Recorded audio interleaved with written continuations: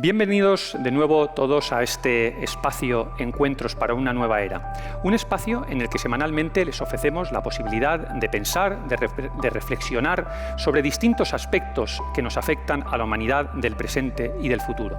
Hoy queremos hablarles del futuro del trabajo. Un tema que ya aporta incógnitas desde hoy, que vivimos en un proceso de irrefrenable transición. La revolución tecnológica nos está obligando a adaptarnos constantemente y la robótica, la inteligencia artificial, la automatización de los procesos está llevando a una transformación de la tradicional organización industrial y a una reforma de las tareas del futuro que ya, quizás las más repetitivas o las más rutinarias, están siendo sustituidas por las máquinas. ¿Seremos capaces de adaptarnos al futuro? Comenzamos.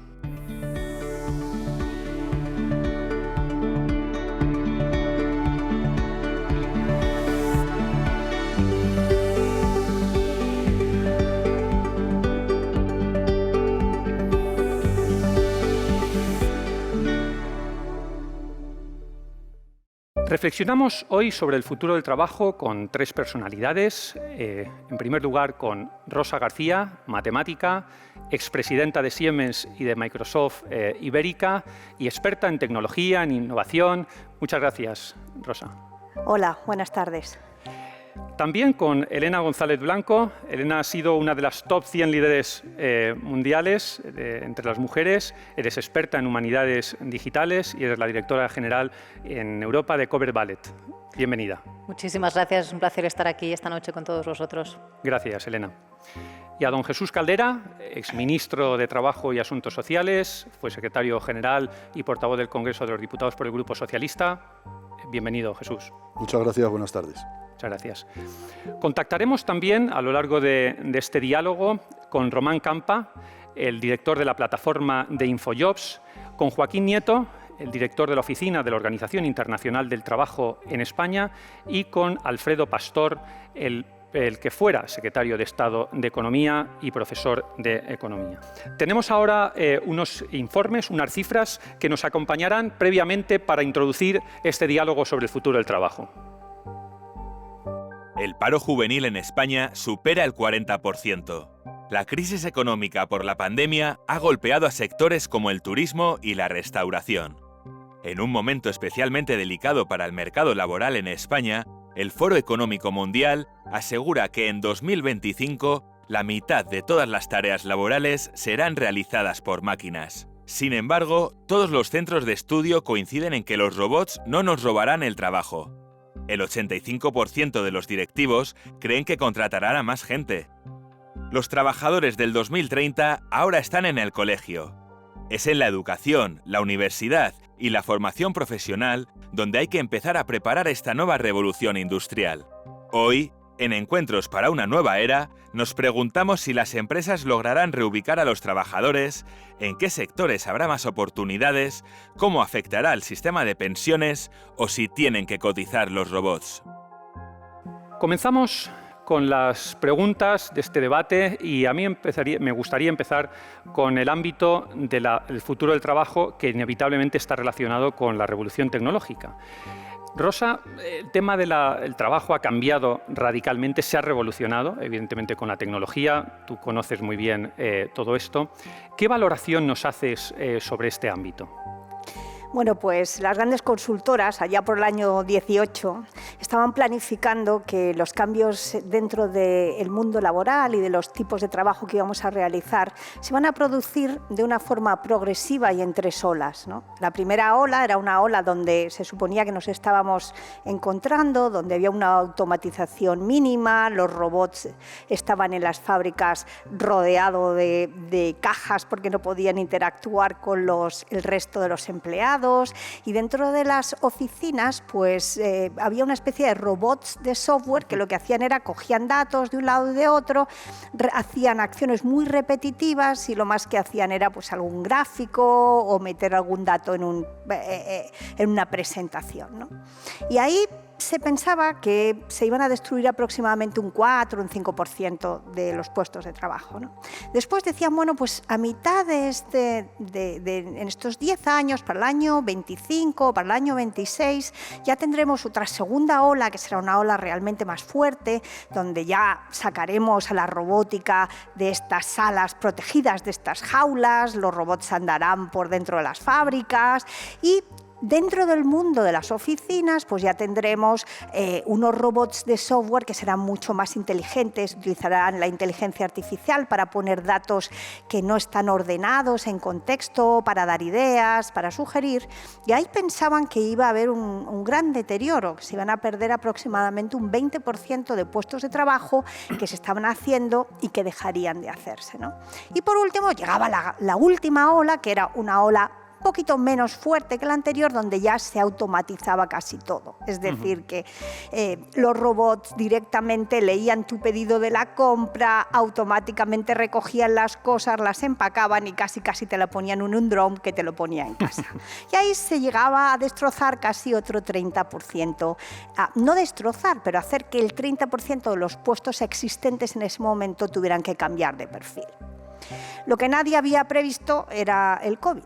Y el COVID lo que ha hecho es acelerar todavía más esa tendencia, ¿no? A la preocupación de la automatización que ya teníamos, es decir, de la robótica, se ha entrado a una segunda preocupación, que es cómo hacemos que nuestros negocios sean cada vez más digitales, que contactemos con nuestros clientes digitalmente, que tengamos abiertas tiendas de venta online, que tengamos la última milla totalmente digitalizada. Y eso ha hecho que trabajos que se pensaban que las empresas iban a tardar en hacer entre 2 y 3 años se hayan comprimido y se hayan hecho en 2 o 3 meses. ¿Qué significa esto? Bueno, pues que cuando se junta esa digitalización acelerada con la automatización robótica, tanto física como de software, pues aproximadamente el 98% de las compañías saben que van a tener que hacer algo con su grupo de profesionales, ¿no?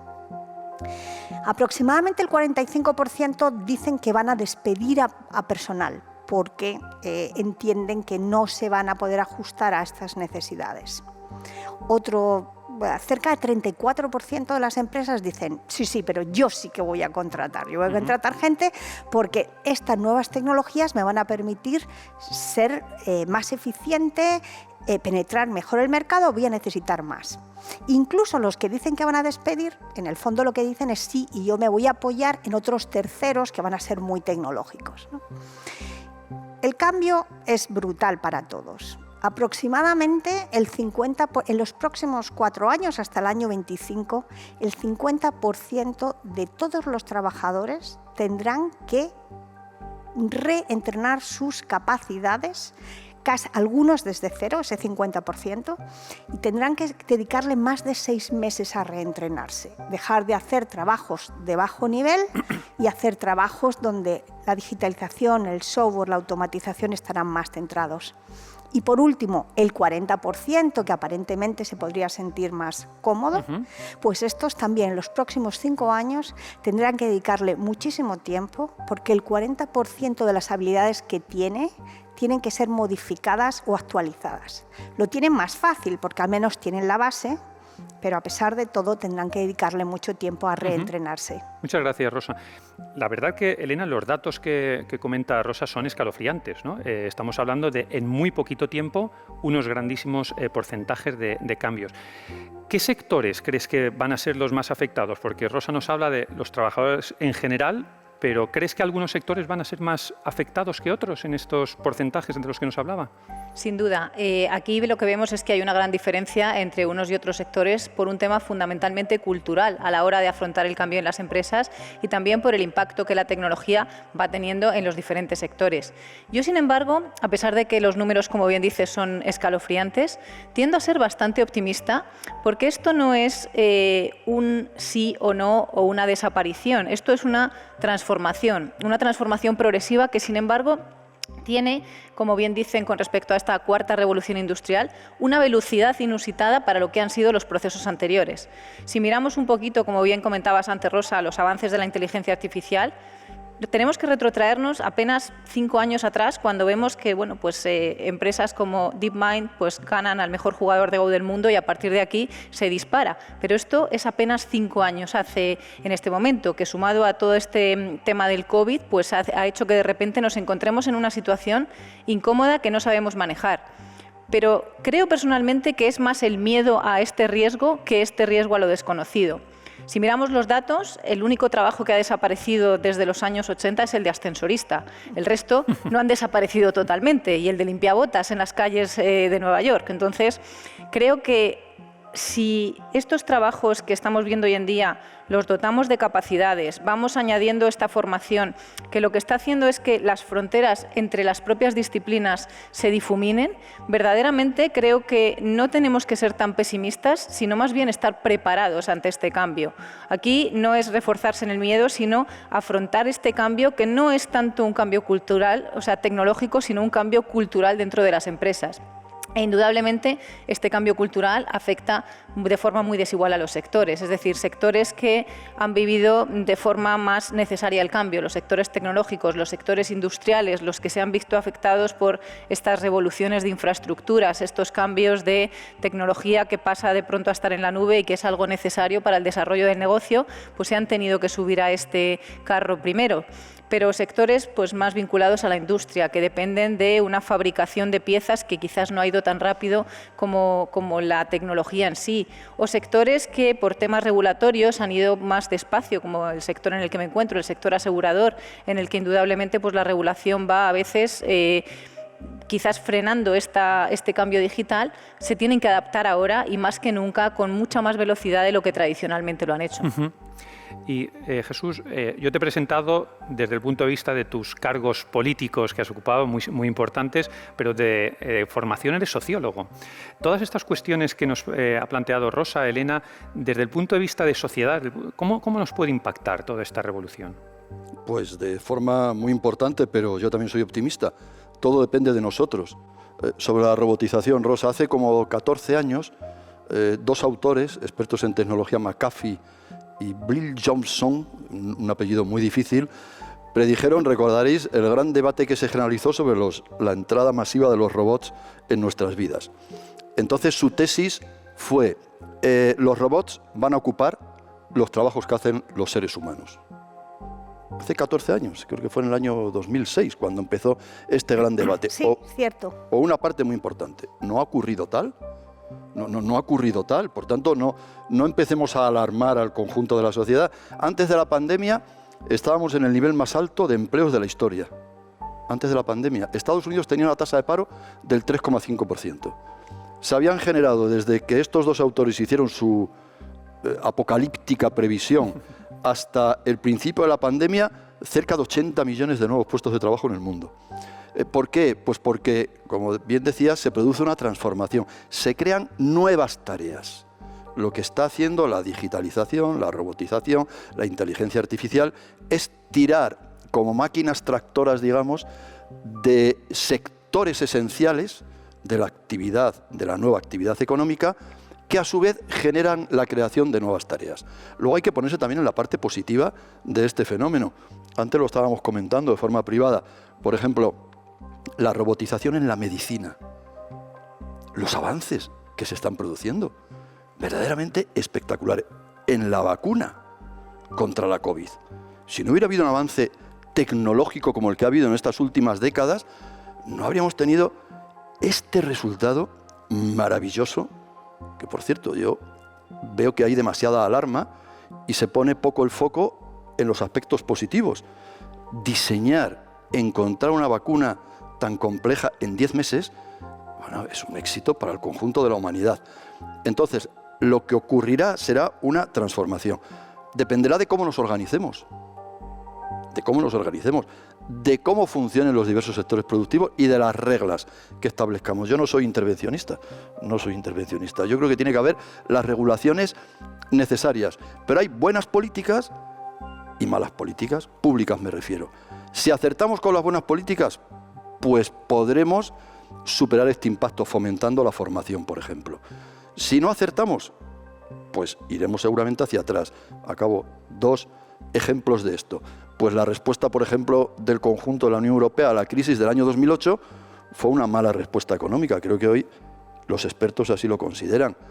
No fue una política, como se suele decir, de austericidio. Yo valoro mucho la austeridad, soy austero por naturaleza, me encanta la austeridad. Es que fue una mala política económica. Al retirar al sector público de una economía que se hundía, el resultado fue funesto. Aumentó la recesión, aumentó la destrucción de empleo, aumentó la deuda pública. Sin embargo, la respuesta que ahora ha dado la Unión Europea a la crisis de la pandemia es muy diferente. Es muy diferente, es una buena y adecuada respuesta. O sea, que si encontramos los caminos, yo creo que podremos superar este momento, porque nadie se va a oponer a los avances en inteligencia artificial, en digitalización, que son esenciales, en robótica. Yo creo que deben estar al servicio de la persona, no las personas al servicio de las máquinas. Y si lo orientamos así y mejoramos sobre todo en formación y establecemos una formación continua, bien dirigida, yo creo que podremos superar este momento e incluso obtener notables beneficios. Esa es mi opinión. Oye, que yo no quiero sonar negativa, No, ya, o sea no, que, no. de hecho, mira, ayer o antes de ayer ha publicado el World Economic Forum precisamente las estadísticas y lo que dicen es, se van a destruir en el mundo en los próximos años 85 millones de puestos de trabajo, pero se van a crear 97 millones nuevos. Es Rosa, decir, que hay más trabajos que se crean que se destruyen, pero estoy con vosotros. El problema es que esto no es igual para todos, ¿eh? Hay que formarse. Si me permites, y perdonadme porque es verdad que estáis en un plano positivo, pero tengo que entrar con un tema que es un poco negativo o bastante negativo, que es el paro juvenil. Nos encontramos con un 40% de paro juvenil, con una tasa muy por encima de la media europea, y es que tenemos la posibilidad de conectar con Román Campa, que es el director general de la plataforma de búsqueda de empleo InfoJobs. Bienvenido, Román. Hola, muy buenas tardes. Hola, Román, buenas tardes. Estamos hablando del futuro del trabajo, de la revolución tecnológica.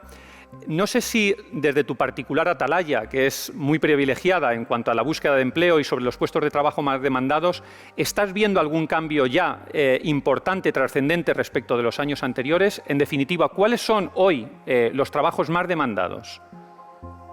Sí, los trabajos más demandados en estos últimos meses por la parte de las empresas han sido los perfiles tecnológicos, ¿no? En este proceso que comentabais de transformación digital son los puestos que más están solicitando, y además han sido los puestos o los trabajos que han sido más resilientes a la crisis. En los últimos meses el 14% de las posiciones que se han ofertado a través de InfoJobs han sido de posiciones de IT, ya sea desarrolladores de software, analistas de software, formadores en nuevas tecnologías. Han sido sectores o áreas en las cuales prácticamente la crisis se ha notado menos. Además, como no podía ser de otra manera, pues el sector sanidad y salud sí que es uno que ha crecido en los últimos meses, prácticamente el único tipo de puesto que ha crecido en el año 2020. Y otro puesto que ha aguantado el tirón ha sido formación y educación.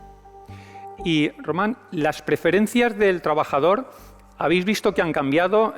O dicho de otro modo, ¿nos encontramos ante un empleado más exigente, menos exigente? ¿La pandemia ha modificado también esta conducta?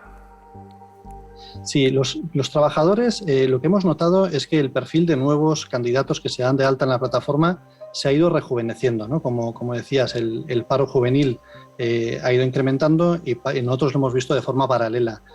Si comparamos enero de 2021 con enero de 2019, el porcentaje de jóvenes entre 18 y 25 años ha pasado de un 33 a un 36%, con algo de formación un poco inferior. Y al mismo tiempo son perfiles que cada vez son más exigentes también con lo que buscan y lo que esperan de las plataformas de empleo. Históricamente buscaban la eficiencia, ¿no? Buscaban la capacidad de encontrar un nuevo empleo.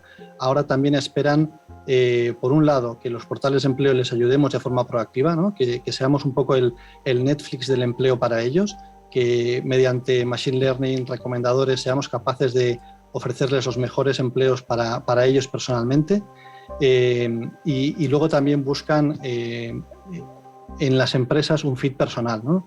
Buscan encontrar empresas en las cuales se identifiquen también personalmente, tanto con la misión, con el trabajo, y para ello acuden mucho a los reviews de las empresas, ¿no? A las opiniones que otros empleados previos puedan haber dado de esa empresa. Muy bien, Román. Pues muchísimas gracias por tu aportación y gracias por tus consideraciones que, como decía, son muy privilegiadas desde el punto de vista de la plataforma que diriges. Muchas gracias. Encantado, muchas gracias. Hablábamos sobre el tema del paro juvenil y es verdad que se observa al final un porcentaje que nos separa mucho del resto de Europa. Quizás esto está muy relacionado, y os lo pregunto, con el tema de la educación, ¿no? Nos hemos encontrado con cambios en los planes educativos, no sabemos muy bien si la universidad se adapta a las demandas laborales. ¿Qué opináis? Elena, tú eres profesora también. ¿Qué opinas sobre esta cuestión? ¿Crees que la universidad está adaptada a lo que ahora mismo está exigiendo el mercado laboral? Pues creo, Jesús, que como comentaba antes, la velocidad de este cambio está siendo tan rápida que la educación no está siguiendo este ciclo. Y uno de los problemas que tenemos en esta línea es lo que tardan los planes de estudio en cambiarse, en adaptarse, en aprobarse y especialmente en el sistema público, la validación que tiene que hacer por parte de ANECA, es decir, todos los organismos que tienen que ponerse en marcha antes de lanzar un nuevo plan de estudio supone que haya una planificación o una preparación de 2 años desde que se concibe un plan hasta que se lanza. Lo que hace que estos cambios ágiles que podrían dar lugar a cubrir una demanda que hay en el mercado sea demasiado lenta. Por otro lado, lo que estamos viendo es que en el ámbito formativo están surgiendo muchas iniciativas en paralelo, es decir, ya no se concentra tanto en la formación universitaria al uso de una carrera, sino en la formación complementaria de capacitación tecnológica. Estamos viendo cada vez más que, como decía Jesús antes, la formación continua es más y más importante, pero además que hay formación de hackatones, formación de 3 meses, formación complementaria para capacidades tecnológicas, que al final se va también buscando como complemento cuando se hace una búsqueda de un perfil. Entonces, en esta línea yo creo que la universidad tiene que acelerar muchísimo, porque lo que estamos viendo es que no somos competitivos en cuanto a oferta académica y demanda de talento. Todavía vivimos en un mundo en que la interdisciplinariedad no existe o no se oferta por defecto en la mayor parte de las carreras, en las que los planes de estudio siguen siendo lamentablemente muy parecidos a lo que teníamos como oferta hace 50 años. Y esto debería de cambiar. ¿Y qué creéis que pasa con la formación profesional? Porque yo recuerdo que todos los gobiernos, de un color, de otro, intentan hacer esfuerzos en dignificar, podríamos decir, la formación profesional, pero todavía parece que la formación profesional está como en un segundo plano respecto de los estudios universitarios, ¿no? Yo creo que psicológicamente cuando un hijo le dice a un padre, papá, voy a dedicarme a la formación profesional, hay como una especie de intuición de, pues mi hijo es que no vale lo suficiente, son como los menos listos, si me permitís la expresión. ¿Qué opinas, Jesús, sobre esta circunstancia? Pues que la formación profesional hay niveles superiores, que es algo que hay que explicar mucho y muchas veces, ¿no? Es decir, que el nivel académico es el mismo que el universitario en muchos de los ciclos de formación profesional, que es esencial, es donde está nuestra gran diferencia, y efectivamente tiene factores culturales. Este ha sido un país atravesado por enormes desigualdades en el pasado, donde la aspiración universal de todas sus familias, y creo que es positiva, era que sus hijos pudieran ir a la universidad. Eso ha generado un nivel de accesibilidad, no lo digo yo, lo dice el informe PISA de la OCDE, solo equiparable al de Finlandia. Finlandia y España son los que tienen los mejores niveles, no digo los mejores niveles de calidad educativa, digo de accesibilidad al sistema educativo, incluida la educación superior, que ha generado una notable desviación, si se me permite, hacia el ámbito universitario, donde, por cierto, también hay que conectar mejor la empresa con la universidad. Ya se han hecho importantes avances, pero hay que continuar por ahí. Y el avance fundamental sigue estando, el reto esencial sigue estando en mejorar nuestra formación profesional y su conexión con el mundo económico. Es decir, todo el mundo pone como ejemplo el modelo austríaco o el modelo alemán, pero es que es verdad, es que tú vas a Viena y te sientas en un restaurante no sé si les ha ocurrido, y de repente aparece un chico o una chica con 16 años que está en un restaurante, está aprendiendo y que está en un ciclo de formación profesional. O vas a cualquier actividad de carácter industrial y ocurre exactamente lo mismo. Es decir, hay una imbricación mucho más profunda entre las necesidades de las empresas y la oferta que el sistema de formación profesional puede ofrecer. Entonces, estamos continuamente, y a todo el mundo le interesa que esto funcione lo mejor posible. Estamos focalizando o poniendo el acento en ese grave problema que aún no hemos superado. Por tanto, como tarea esencial, esa, destinar mejores recursos.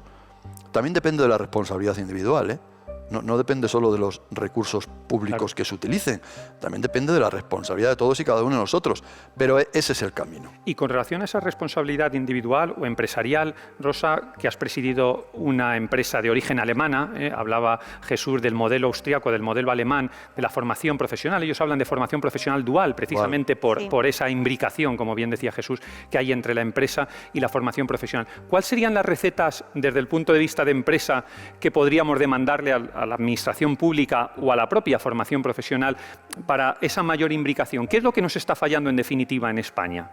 Yo he visto el éxito de la formación profesional dual alemana, porque la he vivido en mis propias carnes, ¿no? Entonces, hay grandes diferencias. La primera es que la empresa es la que decide qué puestos realmente necesita formar. Y entonces los pone públicos. En el caso de Siemens, por ejemplo, eran aproximadamente 2.000 puestos al año. Y pues las familias, los niños, chicos y chicas, y digo chicos y chicas porque algunos hay desde 14, 16 años, aplican, ¿no? Para que te hagas una idea, en el caso de Siemens aplicaban 40.000. Y solamente entraban 2.000, o sea que el ratio de entrada era más bajo que el del MIT o el de Harvard en los Estados Unidos, ¿no? Entonces allí se mira los perfiles y se les provee de verdad de una educación magnífica, donde el 50% del tiempo están aprendiendo teoría y el 50% del tiempo están en la fábrica o en la oficina realizando el trabajo para el que están aprendiendo. Con esto se hacen dos cosas. Lo primero es que se forma exactamente, atendiendo un poco a lo que decía Elena, ¿no? Es decir, se ajusta el currículum a las necesidades reales de la economía y de la empresa. Lo segundo es que a ese chico o chica se le ve trabajar durante 2 o 4 años. Pues más del 90% de ellos acababan contratados dentro de Siemens, porque ya les has visto trabajar, les has educado, les has cogido cariño. Tienen la mejor carta de presentación, que es su propio trabajo. Y los que no, lo que hacían un paso entre la formación profesional de alto nivel a la universidad para volver. Entonces, honestamente, ¿qué se necesita? Pues en el caso de España, la formación profesional se llama dual, pero realmente es muy separada. Es decir, se da la formación en la escuela con unos profesores que a veces les cuesta muchísimo trabajo interactuar con la empresa y también primero se estudia la teoría, después se estudia la práctica y la empresa tiene que coger a cualquier empleado que te envíen desde la zona educativa y eso realmente está haciendo que no funcione.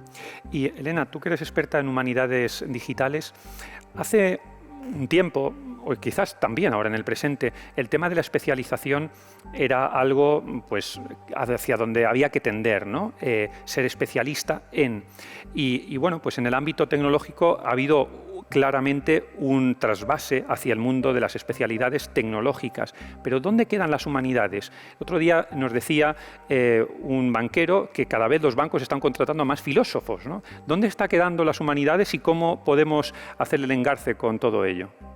Bueno, realmente gracias por esta pregunta. Por si no lo sabían los que están escuchando, yo soy filóloga de formación y he terminado trabajando en inteligencia artificial.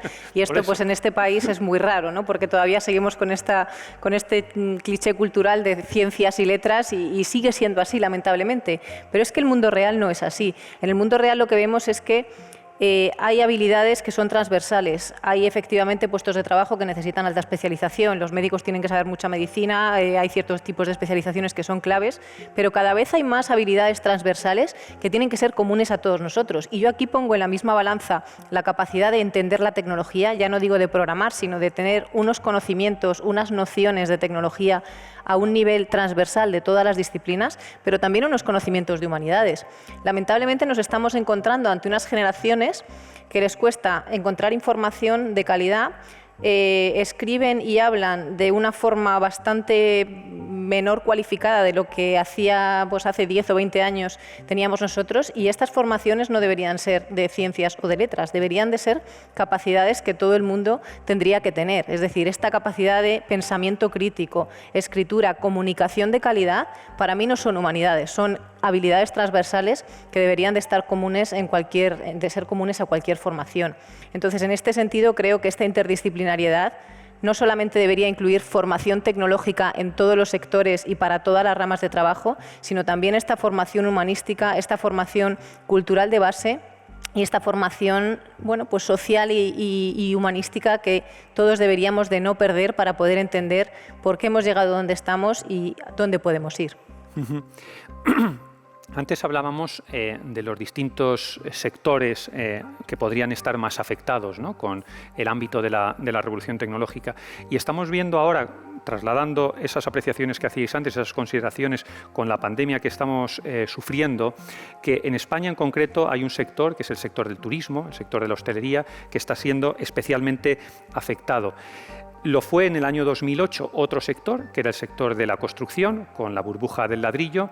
Estamos focalizando mucho nuestra economía en concretos sectores y la revolución tecnológica no nos está acabando de dejar la posibilidad de diversificar en otros sectores con el fin de que nuestra economía al final no se vea tan afectada. ¿Cómo afectará esta revolución en el futuro? Jesús, ¿qué piensas? ¿Por dónde iremos? Bueno, pues claro, es un tema esencial el que señalas. Antes, cuando hablábamos de Alemania, hay que ser justos en las comparaciones. Alemania tiene el peso de la industria en su riqueza total, en su Producto Interior Bruto, es del 30%. Casi, sí. 29 y pico. Y en España estamos en un 16 solo.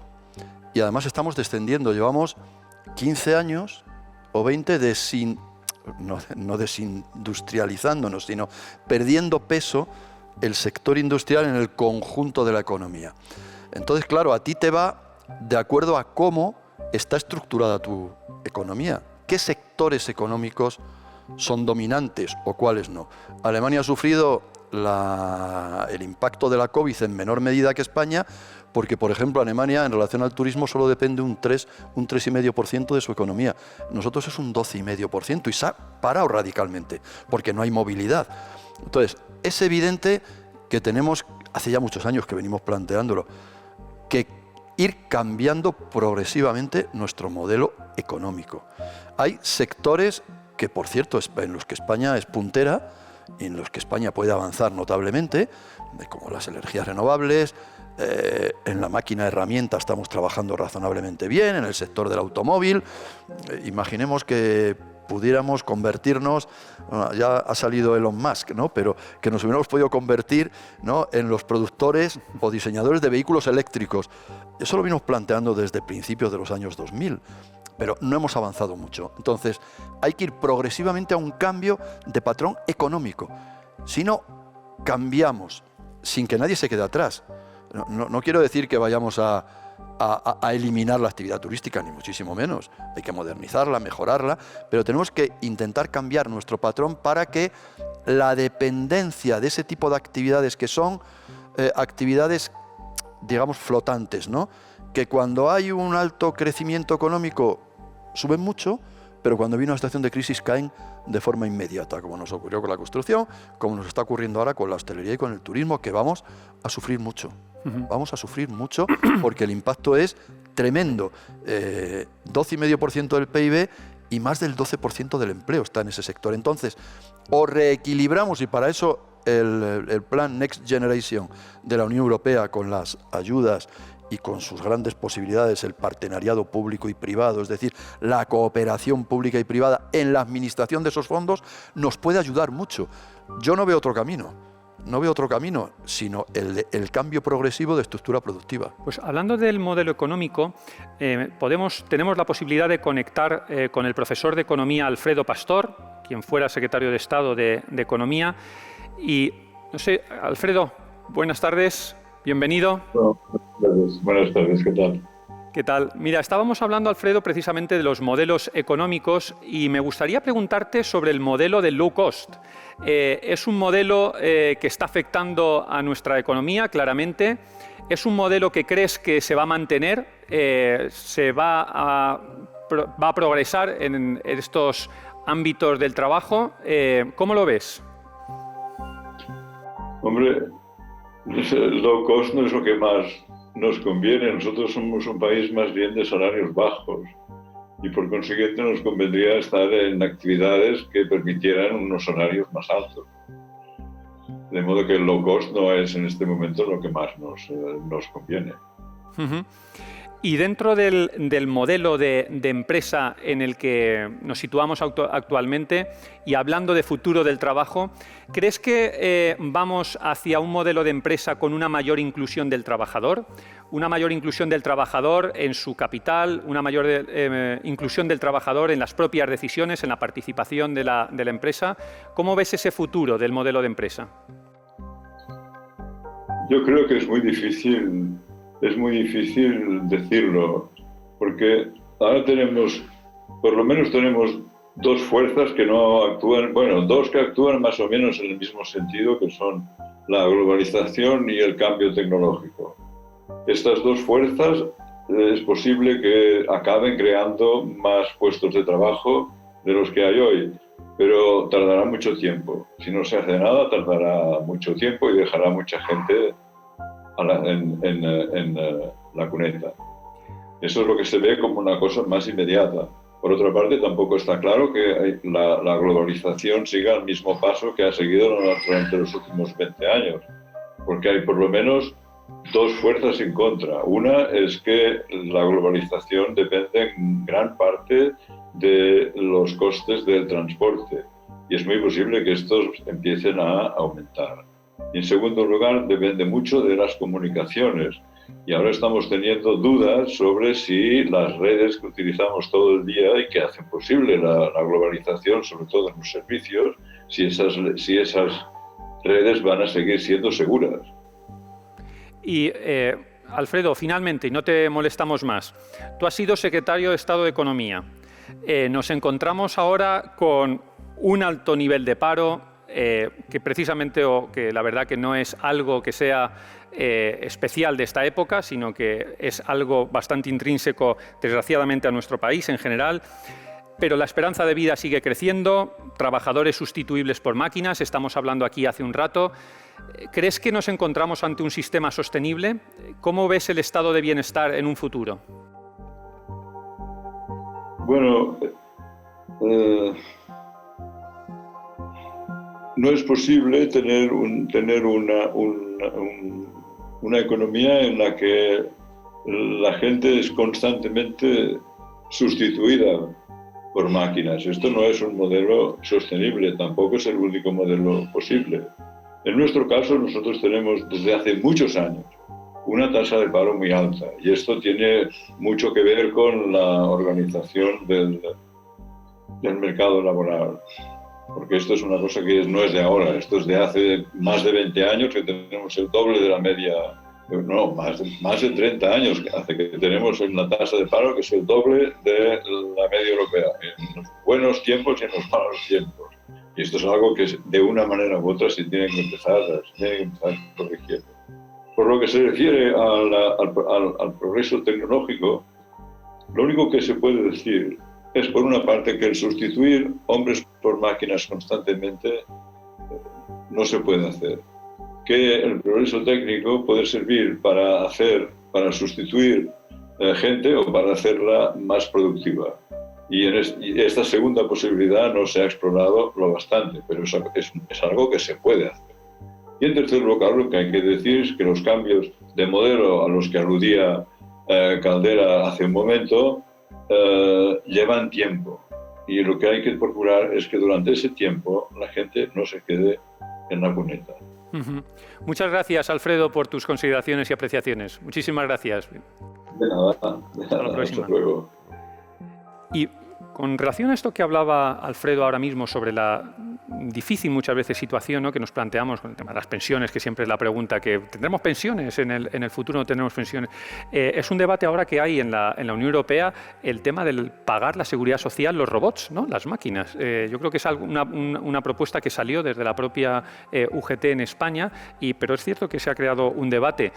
¿Lo veis factible ese debate o veis viable ese debate? Y en su caso, si lo veis viable, ¿sería posible un pago de la seguridad social por parte de las máquinas, en este caso de las empresas, evidentemente, que tienen esas máquinas? Jesús, desde tu perspectiva administración, o Rosa Elena, desde tu perspectiva empresa.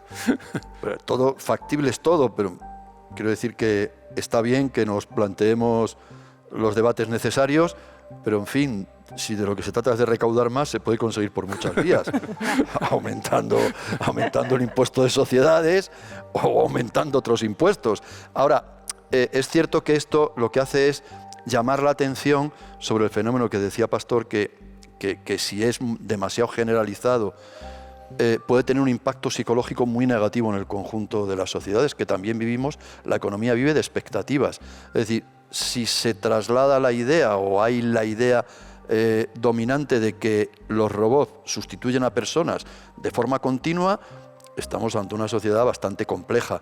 Yo creo que no es así.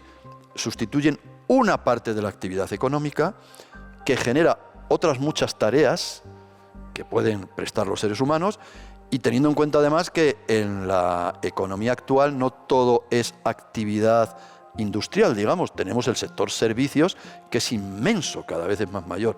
Por ejemplo, las actividades personales, que tienen un campo de expansión, en fin, por ejemplo, pues la atención a la situación de dependencia, que hace 15 o 20 años en España pues no teníamos un nicho de empleo, y hoy es un nicho de empleo importantísimo, donde hay más de 500.000 en conjunto de personas trabajando y que podrían trabajar más. Entonces, la economía es muy diversificada, es muy amplia, pero efectivamente ese debate está bien, que nos lo planteemos. Si efectivamente un robot ahora es capaz de fabricar un vehículo y resulta que en la siguiente línea robótica dentro de 10 años no fabrica uno, sino que fabrica 10, el mismo robot, pues probablemente habrá que buscar el modo en que eso contribuya a las arcas públicas, al sostenimiento del sistema de seguridad social, porque al fin y al cabo es lo que decíamos antes. ¿Estamos para las máquinas o las máquinas están para nosotros? Para la organización social, para los seres humanos. Y Rosa, desde este punto de vista, ¿cómo va a ser la empresa del futuro? Porque, en cierto modo, si tú a la empresa le dejas, pues va contratando robots antes que trabajadores, ¿o no? ¿Cómo va a ser esa empresa del futuro? Yo creo que no. Estoy totalmente en desacuerdo. Estoy más de acuerdo con lo que dice Jesús, ¿no? La forma en la que los empresarios están viendo la tecnología y la robótica es dar a los colaboradores, a tus empleados, herramientas que les permitan tener un trabajo más rico, mejor, más eficaz y con mayor retorno a la sociedad. ¿Vale? O sea, que nadie está pensando en entrar en una sala y que aquello sea todo una colección de robots, ¿no? A lo mejor hay un área donde es verdad que las personas pues estaban haciendo trabajos muy poco cualificados. Alguien que se dedicaba a ir a una caja, recoger unos materiales y meterlos en una línea de producción. Bueno, pues esto seguramente es sustituido por un robot, pero si le preguntamos a esa persona cuánto de feliz estaba con ese tipo de trabajo, te dirá que no se sentía muy contento. Si a esa misma persona el empresario trabaja en reeducarlo, y ahí tiene que haber una unión importante entre la decisión personal del colaborador que quiere aprender nuevas habilidades, el del empresario que quiere invertir dinero en formar a ese colaborador en vez de despedirlo y contratar a alguien nuevo. Y el de, como tú decías también, todo el tema del gobierno, en el que dice cómo apoyo a las empresas y a los colaboradores para que trabajen en esa formación continua, pues seguramente ese empleado podrá hacer un trabajo muchísimo más enriquecedor. Entonces, no, seguiremos teniendo personas. Las personas, algunas serán tecnológicamente muy avanzadas, otras, como decía Elena, tendrán una formación horizontal en tecnología, habrá muchísimas que tengan que tener más conocimiento en negocio, y un área que va a florecer muchísimo es el tema de las personas. Tú lo decías, el cuidado, las ventas, el marketing, los contenidos, e incluso la literatura, el cine. Cuanto más tiempo libre tengamos, más seremos capaces de consumir este tipo de productos. Así que al revés, es algo que si lo hacemos bien entre todos, podremos tener una sociedad más sostenible y más feliz.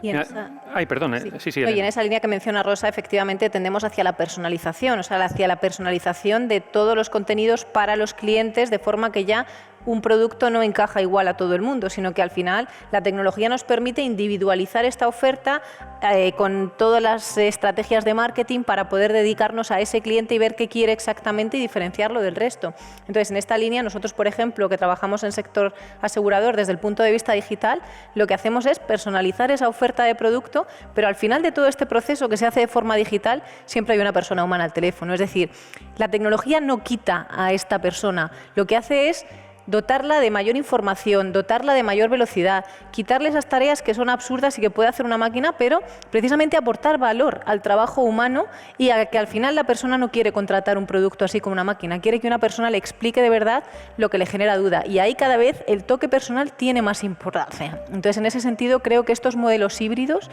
es hacia lo que vamos en todas las áreas, además. Nos alegramos de escuchar esto y, de hecho, por ejemplo, la Agenda 2030 es una agenda que en la parte humana, que es la que estáis ahora vosotros señalando, sí que destaca aspectos importantes en este sentido, ¿no? Todo lo que es la igualdad de oportunidades, los trabajadores con discapacidad, la inclusión de mayores trabajadores con discapacidad, en fin, sí que destaca esta parte humana, esta parte de persona, como tú ponías en el centro, Rosa. Nuestras empresas, hablando de 2030, el tiempo pasa muy rápido, nos quedan 9 años. ¿Nuestras empresas en España creéis que están preparadas para afrontar esa Agenda 2030 en los términos que se plantea? Rosa, Elena. Yo es que soy, a pesar de que al principio debió sonar así como negativa, yo soy una optimista por naturaleza, ¿no? El CEO de InfoJobs lo decía, ¿no? Cada vez más el talento, el buen talento, empieza a ser mucho más crítico con la compañía para la que trabaja, y quiere trabajar para compañías que dejen una sociedad mejor, que acepten sus ideas, que les den un puesto de trabajo que realmente les haga sentir llenos. Y por ello, pues honestamente creo que las empresas y los empresarios van a ir ajustándose y haciéndose cada vez más sexy a ese tipo de trabajador que cada vez reclaman más cosas, ¿no? Y por ello, pues lo estamos viendo a día de hoy, cómo las empresas han dejado de estar. No es que se hayan olvidado de generar beneficios, porque si no generas beneficios cierras, pero han intentado extender esa visión de beneficios a unos beneficios que no son solamente económicos, sino también sociales y sostenibles. Y han prometido trabajar de forma más limpia, han prometido trabajar en una economía circular, han prometido reentrenar a los colaboradores en vez de dejarles ir. Y lo hemos visto ahora mismo en esta pandemia, pues en vez de despedir, se ha utilizado herramientas como el ERTE para mantener los puestos de trabajo en lo posible, y las empresas que han podido han utilizado este tiempo para formar a sus nuevos colaboradores, ¿no? Entonces, yo soy una optimista y creo que tendremos empresas cada vez mejor, más justas. Y Elena, decía Rosa que la empresa ha hecho un esfuerzo por ser, lo entrecomillaba, más sexy, ¿no? Más atractiva hacia el trabajador.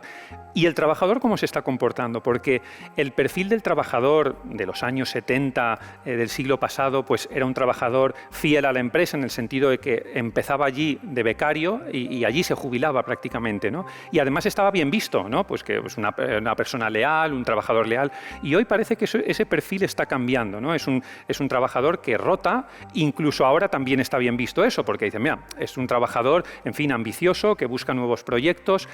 ¿Cómo está esto transitando y cómo transitará hacia el futuro? Bueno, efectivamente creo que este es un punto clave en todo el cambio que estamos viviendo y en lo que hablábamos antes de la difuminación de las fronteras entre las distintas industrias. La pregunta ya no es tanto si el trabajador va a estar toda la vida en la empresa, sino cuánto la empresa va a transformarse a lo largo de todos estos años. Es decir, estamos en una vorágine en que vivimos en un entorno VUCA y la predictibilidad de que todo lo que ahora mismo estamos viendo cambie es relativamente desconocida en este sentido, ¿no? Entonces, en esta línea lo que estamos viendo cada vez más es que el corto plazo cobra mayor importancia, que especialmente en sectores como el tecnológico el movimiento que hay es enorme y la dificultad de captar talento también viene asociado a una serie de inquietudes especialmente vinculadas a cierta etapa generacional y a cierto tipo de profesiones, en que cada vez hace más difícil retener ese talento y en que cada vez se pone más sobre la mesa el valor de los intangibles, es decir, no todo se mide en un salario y en un horario y en una posición, sino en unos beneficios asociados o en unos incentivos que van más allá de lo que tradicionalmente ha venido siendo el incentivo empresarial. Entonces, aquí el valor intangible de cómo desde los recursos humanos se está transformando también toda la captación, toda la retención del talento y todo este fomento de políticas de empresa que abarcan desde cómo fomentar la diversidad a cómo retener ese talento y cómo motivarlo para que efectivamente rote pero se transforme, es todo un reto y verdaderamente no sabemos exactamente hacia dónde vamos a llegar. Creo que el modelo tradicional de un trabajo para toda la vida ya no existe. Y creo que las empresas, debemos asumir que estamos en un momento de cambio y que no tiene por qué ser necesariamente negativo. Es decir, que este enriquecimiento de talento, esta rotación o este cambio de capacitación, pues es también algo con lo que nos vamos a tener que acostumbrar y que no tiene por qué ser negativo si verdaderamente se produce hacia la buena dirección. Uh-huh. Esta pandemia, Jesús, hemos visto sobre todo en los momentos más críticos de la pandemia, como los trabajos esenciales no siempre coinciden con los económicamente mejor retribuidos, ¿no? ¿Cómo valoras esto? Tema de supermercados, por supuesto todos los servicios sanitarios, policías, bomberos, ese momento de los servicios esenciales cuando llegó... Pues que son esenciales, que son esenciales. Y ahora lo vemos. Yo, por ejemplo, creo que todos los ciudadanos estamos haciendo una valoración extraordinaria del trabajo de nuestros sanitarios. Y nuestros sanitarios tienen unas retribuciones bastante modestas. Como en general en el país, son bastante modestas. Se puede hacer un esfuerzo que no puede ser explosivo porque no hay recursos, pero en el medio plazo para mejorar esa situación se puede y se debe.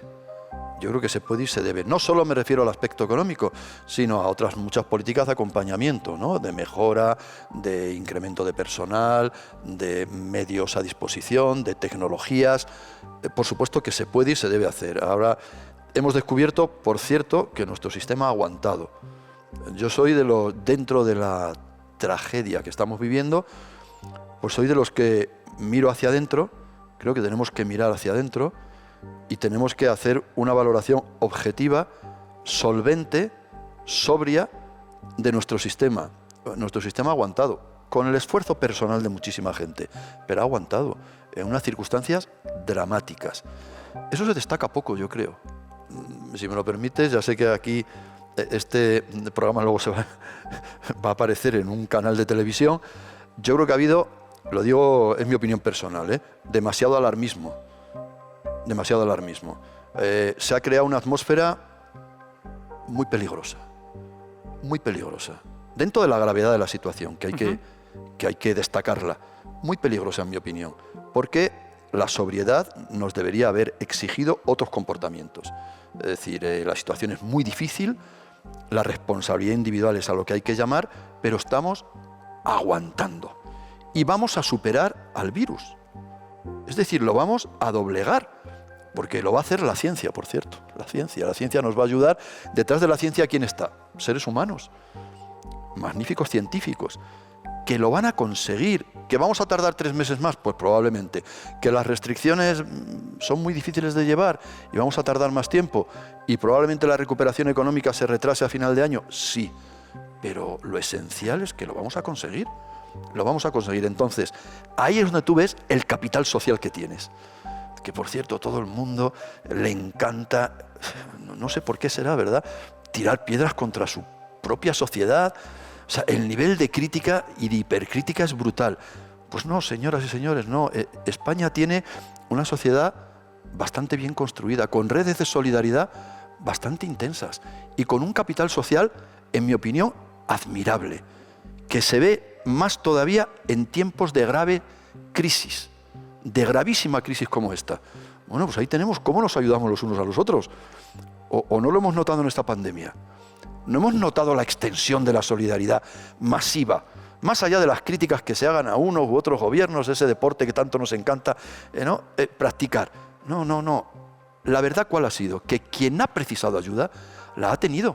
Y no solo de la administración, sino de sus propios conciudadanos, de sus propios vecinos, de sus amigos, de sus compañeros. Bueno, eso hay que ponerlo, yo lo pondría en valor. A mí me ha demostrado que este es un país en el que se puede confiar. A pesar de lo difícil que están las cosas, se puede confiar en él. ¿Y por qué? Porque se puede confiar en su gente. Y a la cabeza de su gente están todos estos trabajadoras y trabajadores de los servicios esenciales, nos lo han demostrado. Muchas gracias, Jesús. Vamos a conectar ahora con Joaquín Nieto, es el director de la Organización Internacional del Trabajo en España. Joaquín, bienvenido. Hola, buenas tardes. ¿Qué tal, Joaquín? ¿Cómo estás? Estábamos hablando precisamente ahora nos comentaba Jesús Caldera, de un país en el que se puede confiar, un país en el que ha demostrado solidaridad. ¿Podemos hablar de un país con un diálogo social potente? Bueno, esa es una de las características que han definido a España en esta crisis tan brutal que se está viviendo en todo el mundo. Desde la OIT hemos reconocido a nivel internacional el valor del diálogo social en España, que ha permitido proteger a todas esas personas, empresas, trabajadores por cuenta ajena, trabajadores por cuenta propia, empleadas del hogar, en fin, gente más vulnerable, que si no hubiera estado protegida lo habría sufrido muchísimo más, como han sufrido en otros países del mundo. Desde la OIT hemos observado lo que ha sucedido en el mundo y hemos visto que no en todos los países ha habido la misma capacidad de respuesta. Aquellos países que tienen una sanidad pública y que tienen una capacidad de protección social han podido responder mejor. Han adoptado medidas extraordinarias, como en el caso de España y de los países europeos, en el caso de España a través del diálogo social, que ha permitido proteger a 4 millones de trabajadores, a 1 millón de autónomos, a 1 millón de empresas, en fin, se han adoptado medidas que sin ser suficientes para abordar todo lo que se está sufriendo, tanto por las empresas como por los trabajadores, sí que han permitido paliar los daños. Y ahora estamos a ver si empieza la recuperación, que también requiere de un esfuerzo público monumental. Y aquí la Unión Europea ha adoptado decisiones muy interesantes, muy diferentes que en la anterior crisis. En vez de decir austeridad extrema, pues lo que ha dicho es vamos a apoyar, vamos a mutualizar un esfuerzo de inversión que permite vislumbrar unas posibilidades de recuperación que se iniciarán a lo largo del año y que va a ser una recuperación muy interesante. En este sentido, sí, España ha mostrado el valor del diálogo social, además en un clima político que igual no era el mejor en situaciones como estas, pero el diálogo social ha estado ahí y su contribución es magnífica y creo que debe permanecer el valor del diálogo social igual que el valor del trabajo. A veces la sociedad no da valor a lo que realmente importa y el trabajo importa y mucho, y se ha visto en la pandemia y se ha visto cómo los trabajos más humildes, los peor remunerados, eran imprescindibles para que la sociedad funcionara y pudiéramos sobrevivir a esta situación. Joaquín, estamos hablando de un diálogo sobre el futuro del trabajo y estamos viendo cómo los derechos, el catálogo de derechos laborales desde finales del siglo XIX y durante todo el siglo XX quizás puedan cambiar con las nuevas figuras de trabajadores que estamos viendo, los riders en las plataformas, Globo, etcétera, ¿crees que evolucionará el Estatuto de los Trabajadores, entendido en un sentido muy amplio, no como una norma jurídica, evolucionará en el futuro del trabajo hacia otro modelo? Debe ir evolucionando, porque obviamente el mundo está cambiando, estamos viviendo un cambio de época, no solo por el impacto de las nuevas tecnologías y de toda la revolución tecnológica que se está viviendo con la digitalización, sino también pues porque el mundo está viviendo una transición ecológica y energética que va a cambiar los modelos productivos y que sectores enteros van a desaparecer, va a haber otros sectores emergentes, empresas van a desaparecer, otras van a aparecer. En fin, nuevas formas de trabajar, el teletrabajo, que con la pandemia se ha extendido de una forma tal vez demasiado abrupta, pero que ha venido para quedarse. Sí, nosotros las mujeres, muy importante, ya había todo un movimiento de las mujeres en todo el mundo, y por primera vez en miles de años. Todas las mujeres en todo el mundo han dicho, no, queremos seguir teniendo esta situación de inferioridad y de discriminación, tanto en el hogar como en el trabajo, y queremos igualdad. Y esto ha venido para quedarse también. Entonces todo esto está cambiándolo todo. Y claro que la regulación, el Estatuto de los Trabajadores en España y las regulaciones similares en otros países tendrán que cambiar y tendrán que adaptarse. Muchas gracias. Desde nuestra perspectiva es adaptarse desde la perspectiva del trabajo decente, porque se deben adaptar no para empeorar las condiciones de trabajo, ni el valor de ese trabajo, ni su productividad, sino que se tienen que cambiar pues para que los trabajadores estén más protegidos, su trabajo sea más valioso y sea más productivo. Y eso se puede hacer desde la perspectiva del trabajo docente. Sí. Muchas gracias, Joaquín. Muchas gracias por tus consideraciones, por tus valoraciones, y hasta la próxima. Gracias. Adiós, muchas gracias. Buenas tardes. Con relación a esto que comentábamos, Rosa, Elena, ¿os parece que la localización empresarial es también algo que habría que valorar cuando hablamos de futuro del trabajo? Esta pandemia está demostrando, lo comentabais antes, que el teletrabajo ha sido una herramienta crucial, ¿no? Y la sociedad, la economía no se ha parado gracias, entre otras cosas, a la herramienta del teletrabajo. Sin embargo, a la hora de localizarse las empresas, pudiendo utilizar el trabajo desde cualquier parte, acaban localizándose en las grandes ciudades, y el trabajador tampoco está muy por la labor de irse fuera de las grandes ciudades, ¿no?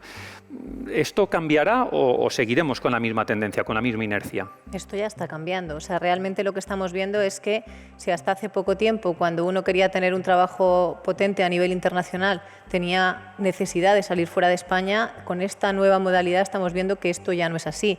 Y ya no solamente a nivel de país, sino a nivel de ciudad y a nivel de poder trabajar desde cualquier lado. En sectores como el tecnológico cada vez se ofrecen más posiciones en trabajo remoto, y esta tendencia lo que nos permite es atraer talento de calidad. Y volviendo un poco al tema que mencionaba antes Jesús, de no centrar todo solamente en el turismo, precisamente si en España tenemos algo que es potente, es que la calidad de vida y el entorno laboral que podemos ofrecer para atraer talento que hoy día puede trabajar desde cualquier lado, nos puede posicionar muy bien como un hub de atracción de talento en el que empresas de otros lugares quieran pues traer u ofrecer la posibilidad de que sus empleados puedan trabajar en un país como el nuestro, en el que verdaderamente la calidad de vida es tremenda y que hoy en día es posible gracias al teletrabajo. Entonces, bueno, creo que esta buena calidad de vida no solo hay que posicionarla de cara al turismo que viene de forma ocasional y de vacaciones, sino como de verdad un lugar donde el trabajo hace posible la compatibilidad con la vida familiar, el buen tiempo, la comida de calidad y todas las ventajas con las que este país cuenta, en las que muchas veces somos demasiado autocríticos, pero verdaderamente tenemos unos materiales y unas condiciones en que verdaderamente podemos convertirnos en atractivo de talento como motor de la economía en muchísimos ámbitos. Y Rosa, ¿y no nos hace más esclavos el teletrabajo? Pues, honestamente creo que no, que creo que tanto las empresas tienen que ser capaces de marcar sus propios límites, como el colaborador tiene que ser capaz de marcar sus propios límites. Y tú eres el propietario del teléfono y lo tienes encendido o apagado. Y das al botón de actualizar o no el correo electrónico cuando tú quieres. Yo soy una persona que entiendo que las personas, los trabajadores son personas maduras, las empresas son empresas profesionales y que se puede encontrar un excelente balance entre la vida personal y profesional, y que a veces precisamente el teletrabajo lo que nos permite es trabajar cuando mejor se acomoda a nuestro estilo de vida y ahorrarnos horas de atascos a la semana, así que podemos recuperar para estar con nuestros hijos, leer o hacer deporte, ¿no? O sea que la conciliación vida familiar, vida laboral, claramente el teletrabajo es una de las herramientas, uno de los instrumentos para esa conciliación. Cuando se aprende a hacer bien, ¿no? Yo recuerdo que había colaboradores o compañeros que decían que durante los primeros 2 meses en el que estaban haciendo teletrabajo, como no lo habían hecho nunca, se sentía como que teledestajo le llamaban, ¿no? Es decir, estoy todo el día trabajando, me levanto en pijama a las 7 de la mañana y me acuesto a las 10 de la noche, ¿no? Pero según han ido evolucionando, tanto las empresas, aprendiendo a cómo hacerlo, como el propio empleado, pues están encontrando, yo creo, los balances adecuados, y a la larga los colaboradores están dando mucho de sí, están intentando ser muy efectivos y demostrar que esa responsabilidad que las empresas les están dando se la merecen, y las empresas están, por supuesto, intentando, como dice Elena, no los puedes abusar porque se van mañana a otro sitio, entonces están intentando respetarles y darles su espacio. Jesús, apelo de nuevo a tu visión sociológica, y hablábamos antes del paro juvenil, ahora lo que estamos hablando de la conciliación de vida laboral, de vida familiar. Nos decían los expertos que la generación Z, los chavales jóvenes, cada vez buscan menos, cuando se enfrentan a una entrevista, un trabajo por necesidad, y lo que prefieren es un trabajo para ser más felices, un trabajo que les apasione, un proyecto que les apasione. ¿Qué valoración haces de todo esto? Pues muy positiva, porque siempre debería haber sido así. Lamentablemente, a lo largo de la historia de la humanidad, en las 9,99 sobre 100 partes no ha sido posible. Pero cuando hablamos de trabajo, hablamos de personas, de seres humanos. Creo que estamos todos de acuerdo en que el trabajo, junto con la familia y la educación, son las principales fuentes de socialización. Y que realmente lo que ocurre es que educamos a las personas y las personas devuelven al conjunto de la sociedad, a través del trabajo, la inversión recibida por el conjunto de esa sociedad. Entonces, el trabajo es para realizarse, y el trabajo debe ser vocacional. Lamentablemente no siempre se consigue, pero esa tendencia es muy positiva, la de los jóvenes. Claro que está muy bien que sigan su vocación y que se sientan útiles al conjunto de la sociedad y se realicen como seres humanos. Si el trabajo acaba en la esclavitud, como lamentablemente ocurría cuando leíamos las novelas de Charles Dickens, ¿verdad?, en los primeros compases de la Inglaterra industrial, pues entonces no merecía la pena vivir. Esa vida no merece la pena vivirla. Hoy la hemos superado. Hoy hemos corregido las grandes desigualdades en el mundo desarrollado. Todavía queda una parte de la humanidad que no lo ha alcanzado. Hoy vivimos en sociedades bastante estructuradas, me refiero a las sociedades occidentales. Pues eso es un paso muy positivo.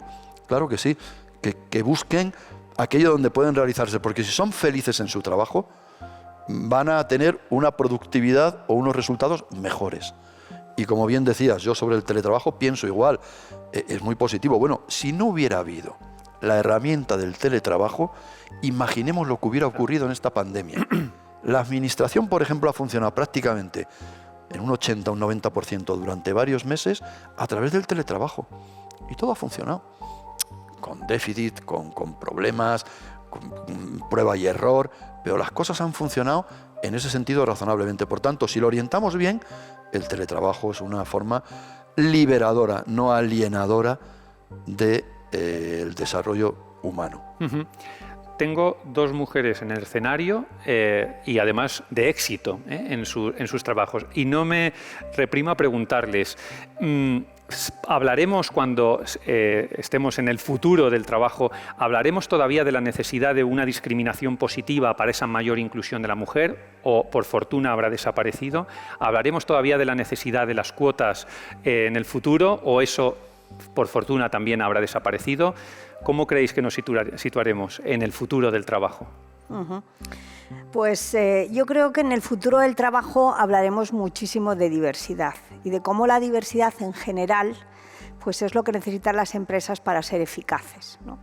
Y desde luego el buen empresario lo que intentará es tener un equipo de trabajo balanceado, donde haya el porcentaje adecuado de mujeres, de hombres, de personas con conocimiento internacional o de personas con conocimiento local, de personas muy extrovertidas y otras introvertidas, unos que toman más riesgos, otras que toman menos. Entonces, si no hiciéramos nada, dentro de muchos años, pues realmente estos empresarios y estas empresas que valoran la diversidad serían las únicas que sobrevivirían, y como en la época de los dinosaurios, todos aquellos que discriminaban y que no valoraban la diversidad desaparecerían, ¿no? Pero bueno, ¿qué queremos? ¿Queremos tomar muchos años para que todo esto ocurra casi por generación, que sobreviva el mejor? ¿O podemos realizar algunas pequeñas modificaciones, ¿no? A mí me parece que, por ejemplo, la filosofía que ha tenido España en los consejos, donde lo que han puesto han sido recomendaciones. Recomendamos que al menos el 30% de las mujeres, el 30% de los consejos estén ocupados por mujeres. Cumpla o explique. Bueno, pues ha llegado el momento de cumplir o explicar, y la mayor parte de las empresas del IBEX han cumplido, y las que no, pues están haciendo esfuerzos para hacerlo, ¿no? Entonces, yo creo que este cumpla y explique es algo que puede ayudar a algún que otro despistado a recordar la importancia de la diversidad, y sobre todo a tomarse ese tiempo de buscar el talento en piscinas que habitualmente no estaban acostumbrados, ¿no? Porque conocían mucho pues, el talento masculino o el talento de Madrid, y tienen que empezar a hacer un esfuerzo de expandirse para tener una fuerza laboral mucho más balanceada y diversa. Elena, sí, yo en este sentido creo que estoy totalmente de acuerdo con lo que ha dicho Rosa. Se está avanzando muchísimo, o sea, todos los pasos que estamos viendo son positivos, porque lo primero que hay que tener en este tipo de cuestiones es concienciación. En el momento que hay concienciación de este problema, pues se empiezan a dar las medidas necesarias que evidentemente cuando van apoyadas por políticas, recomendaciones, pues tienen muchísimo más efecto.